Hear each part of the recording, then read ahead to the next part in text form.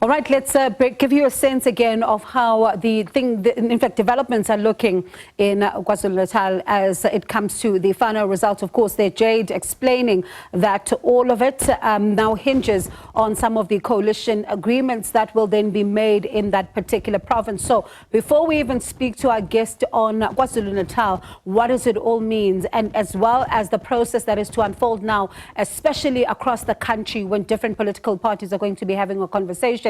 This is how things are looking in that particular province. You have an IFP that has been hoping that it would, of course, make some strides in that particular province, but coming at second place. And this is the IFP, of course, not being able to at least lead that province or get enough support to be able to be at number one in that particular province. They managed to get about 18% when it comes to the votes. And then a different dynamic, of course, unfolding in the province of KwaZulu-Natal. The MK party, led by former President Jacob Zuma, managed then to secure around 45% of the votes in that particular province. Of course, it's not an outright majority, so that means then that we now have to watch and see what becomes of the coalition talks, who is speaking to who, and who finally reaches an agreement to be able to govern together. The ANC only getting around 17%, and this is a party that was hoping to retain the province of KwaZulu-Natal. So it'll be interesting to see then when it comes to these different political parties as to what conversations they're going to be having and who ends up working with whom. So let's speak to someone, in fact, who was watching the developments in the province of KwaZulu-Natal. We're speaking to Nkosikhulule Nyembezi, Election Monitoring Network Policy Analyst. Thank you so much, Nkuluko, for your time. You spent some time watching the developments very closely as an observer in KwaZulu-Natal. Briefly tell us your experience and where do you think some areas could be improved? Thank you very much for inviting me. Good evening. Yes, together with a group led by faith-based organizations, we were everywhere in KwaZulu-Natal and in other provinces. And yes, we saw that there was something unique about KwaZulu-Natal in the sense that the voters came out in big numbers. Political parties were active in bringing voters to the voting stations. And that is why when there was disappointment about people being turned away and being unable to vote in KwaZulu-Natal, it was felt in concert in a group format, that disappointment, as opposed to feeling it in a lonely space as a lone voter who perhaps in other provinces would not have had an active role of political parties bringing you to the voting station. So let's talk then about the process that unfolds now, because we're seeing, of course, the numbers in some of the provinces, including KwaZulu-Natal, not giving some of the political parties an outright majority, even at national level, a number of people watching to see what becomes of the talks within the 14-day period. What happens if political parties don't find one another in these particular talks within 14 days? Yes, civil society, faith-based organizations are ready to mediate any conflicts that might arise, to help parties to find one another and find a solution, and also to offer prayers during this time, because it is a difficult process and tricky one to get there. But on a political side, we do know that there is just more than one player than what we have shown there. It does look like the ANC, the DA, the IFP and NFP might end up forming a coalition in KwaZulu-Natal to the exclusion of Umkhonto weSizwe and the Freedom Front Plus. There is a fear or concern among these political parties that if MK party can get its hands onto resources, state resources, they will use those to prepare for the municipal elections, to enhance their capacity to campaign, and therefore they might cause more political damage in terms of the fortunes of these other parties. And that is why it looks like they are most likely to come together to exclude MK party. And that could precipitate something at local government elections, where you might now find that these people who are alleged to be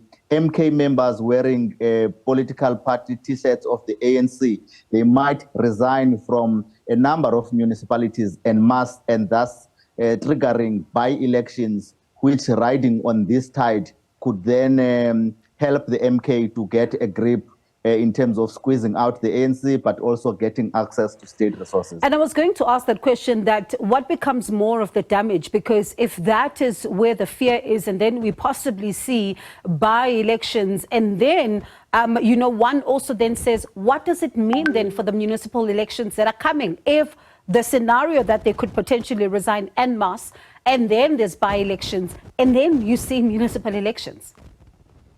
It's always good to say, let the voters decide.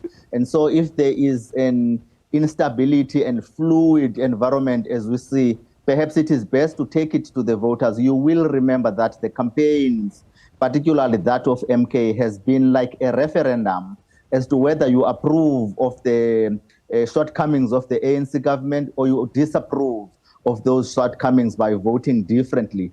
To the extent that there are complaints in the electoral court and elsewhere about contesting the announced results, it does resonate in some way, because MK has been calling for a two-thirds majority. They expect nothing less but two-thirds majority.